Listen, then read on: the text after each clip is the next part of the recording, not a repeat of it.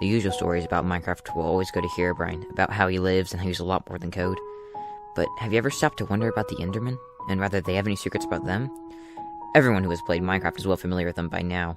While they could be hard to find in the overworld, many have visited their home in the end. Of course, they aren't hostile unless you attack them or look at them. For this reason, quite a few people considered them friendly and actually like them. Personally, I've always found them creepy and killed them whenever I could. They're based off Slenderman after all.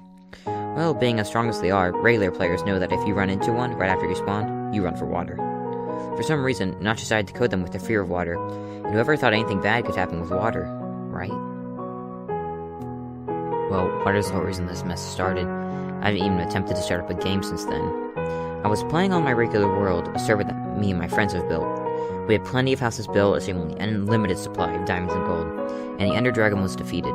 There really wasn't much to do in the world anymore, so you had to get creative. My friends and I, we were creative enough, and we understood the game very well.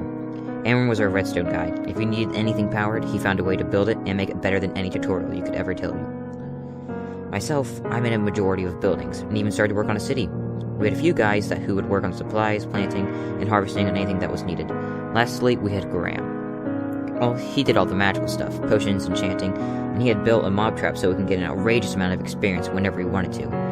Of course, we had all the random people that would join, occasionally a troll, and sometimes we would just have someone new and join as a regular. We had fought the Ender Dragon before, and we continued to do it very quickly. Aaron, I, and majority of the group would take out the crystals and fight the Ender Dragon. Graham, however, would stay underground, working with potions for the battle, and for us to deliver the potions to the other players who needed them. He wasn't too fond of Enderman either. That's why he made us bring water buckets to the end. He stayed in the middle of the water where the Enderman couldn't get him. That's where I got my whole idea from. One day, when I really had nothing else to do, I decided to get on the server. It had been about 2 weeks since the Ender Dragon was beaten, and we hadn't really gone to the end since. We had a little trap that was set up with torches and sand that would send anyone who walked into it to the end, but it was mostly just to generate panic. Well, I had a great idea of using the end to farm ender pearls.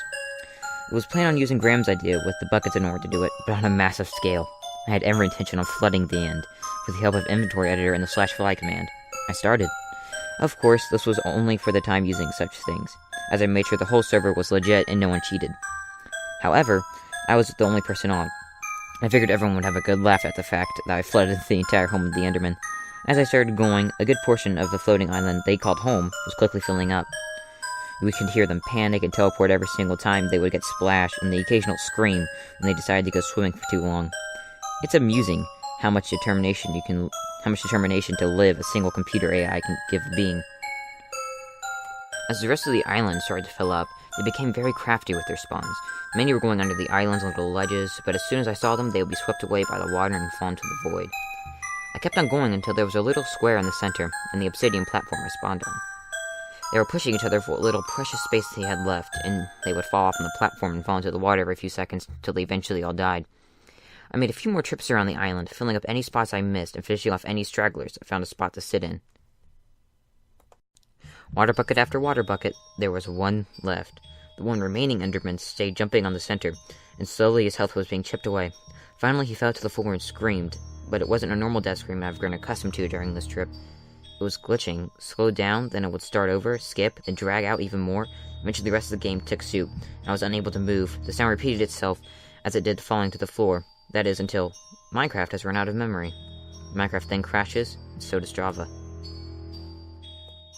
I reinstalled all the files and went back to start up Minecraft again. I finally went back into the end, but instead, it's just an endless room. I can still see, but it's just a faint glow around me.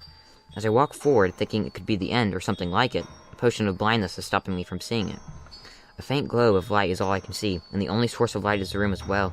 The platform doesn't end in a few blocks, though, as the obsidian continues, shattering my hopes of being in the end. The obsidian floor keeps me going in all directions, so I follow a straight line.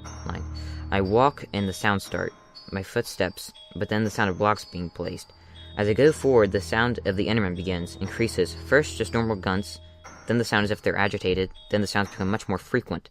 It gets louder as if there's a whole horde chasing me, but they just refuse to catch me. I started to see purple pixels as if they were teleporting themselves to me. Then it stops.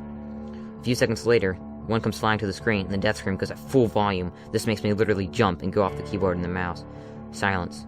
It doesn't start up again until after I move the mouse. One more sound, a light grunt, and they're all letting me know that I'm in the darkness just out of my sight.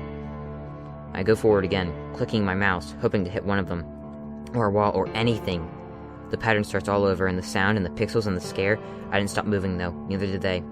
It continues. Escape, Alt F4, didn't have any function. Plugging in the computer is out of the question. I've refused to risk my equipment. I keep going, hoping it ends. After about 3 minutes of the cycle, it does. I'm teleported one last time, unable to move. The Enderman on the screen stares straight into my eyes. Water surrounds the character, and after 20 seconds, he begins to drown. "You are dead," it says in the background. The Enderman looks at me with his static appearance, not even flinching or moving an inch. 5 seconds later, the computer powers down without warning, and I'm left in the dark. The next day, I send my friends the files for the world. They play the game without any flaws. Gone to the end, even found a few pearls. I refused to. I didn't even have the files on my computer anymore anyways. Did a complete wipe of the hard drive. Minecraft became more than a game that night. It's a lot more than simply an AI controlling a few entities, definitely more than a glitch. These games and entities that form on our fears, and they do much more than that. It's a lot more than just a simple coding now. The Endermen, they do hold a grudge. They have a fear, and it is not something you want to taunt them with. They are aware, and they will make sure you become aware of them and their presence.